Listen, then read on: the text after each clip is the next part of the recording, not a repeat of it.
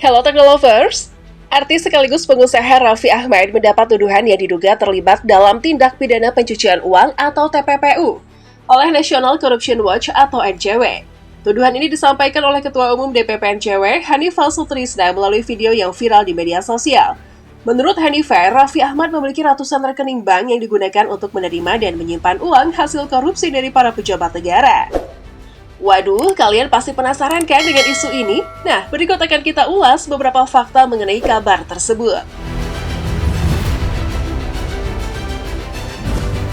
NCW mendapat laporan dari masyarakat. NCW mengklarifikasi bahwa mereka tidak menuduh Raffi Ahmad terlibat dalam pencucian uang, tetapi hanya menduga berdasarkan aduan masyarakat. Ketua Umum NCW mengatakan, yang kami sampaikan adalah ada dugaan tindak pidana pencucian uang yang dilakukan oleh artis R ini.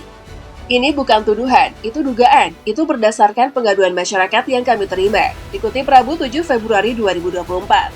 Ketua NCW Hanifah Sutrisna menyampaikan tuduhan terhadap Raffi Ahmad melalui podcast YouTube National Corruption Watch yang ditayangkan pada Rabu 31 Januari 2024. Dengan judul, ketika Bansos dijadikan bahan bancakan Pilpres dan Pileg.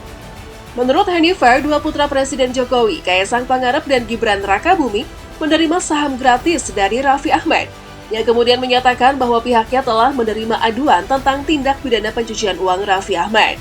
Ketua NCW Hanifah Sutrisna terus menyatakan bahwa rekening Raffi selama ini digunakan sebagai kantong semar untuk menyimpan uang yang diperoleh oleh para terdakwa dan terduga koruptor.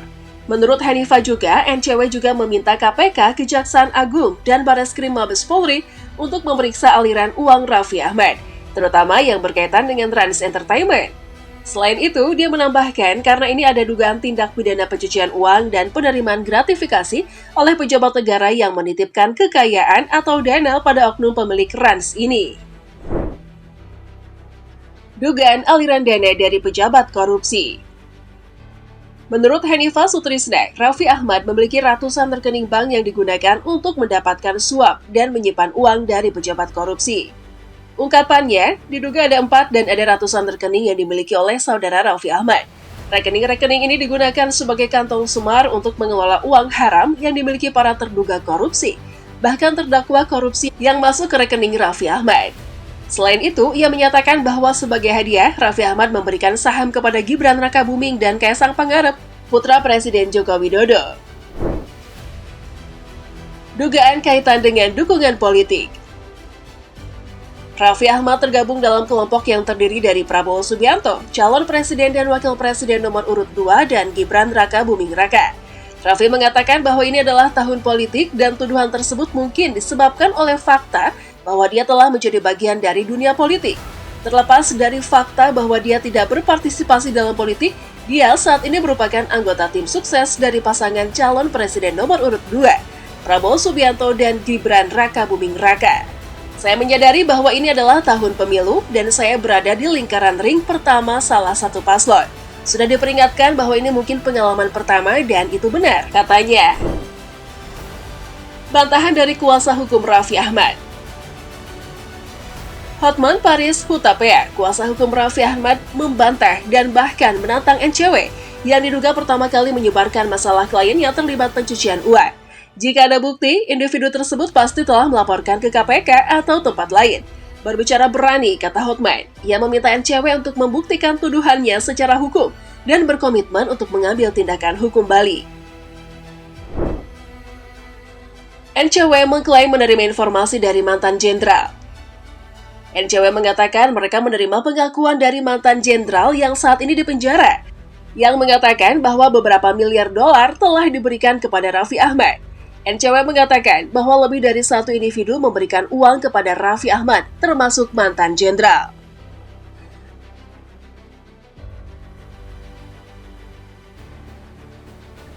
Karena yang menyebutkan isu terkait keterlibatan Raffi Ahmad adalah salah satu organisasi yang konsen dengan isu korupsi. Lantas, apa itu NCW? National Corruption Watch atau NCW adalah sebuah lembaga yang bergerak dalam pengadvokasian kasus-kasus dugaan tindak pidana korupsi. Ketua Umum NCW saat ini adalah Hanifah Sutrisna, yang menjabat sudah 2 tahun terakhir atau tepatnya sejak 17 April 2022. NCW berfokus pada tindak pidana korupsi. terutama yang dilakukan oleh pemerintah daerah dan pusat. NCW disebut telah bekerja sama dengan berbagai lembaga penegak hukum seperti KPK, Kejaksaan, dan Kepolisian. Tujuannya adalah agar proses penyelesaian kasus korupsi dapat berjalan lancar dan transparan. Sejauh ini NCW telah menekankan beberapa kasus di tingkat regional dan nasional. Pada tahun 2019, misalnya, Ketua NCW Jambi Anwar Syah saat itu menyatakan bahwa aparat harus menghentikan penyelundupan barang ilegal melalui Pelabuhan Tikus di Kabupaten Tanjung Jabung Barat atau wilayah perairan Jambi. Sebaliknya, Pangestu Widianto, Kepala Seksi Penindakan Bea Cukai Jambi, menyatakan bahwa pihaknya terus berusaha untuk menindaklanjuti tindakan penyelundupan, terutama yang melalui perairan Jambi.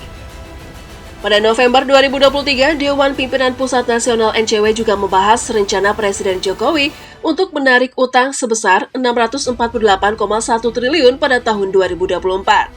Mereka menyatakan bahwa Jokowi belum memberikan penjelasan rinci tentang pinjaman utang luar negeri selama pandemi COVID-19 yang melanda dunia. Sebagaimana dilaporkan oleh NCW, pemerintahan Jokowi melakukan penarikan utang sebesar Rp1.229,6 triliun pada tahun 2020 dan Rp870,5 triliun pada tahun 2021 dan sebesar Rp648,1 triliun pada tahun 2024. Meskipun diperkirakan tidak akan terjadi dengan cara yang buruk.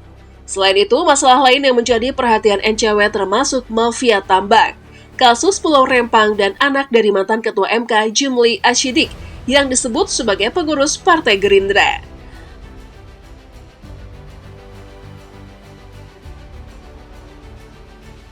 Waduh, apakah kalian memiliki pendapat terkait isu ini? Coba berikan tanggapan kalian di kolom komentar. By the way, sebelum meninggalkan halaman, jangan lupa klik tombol like, share, dan juga subscribe ya. Thanks for watching and goodbye.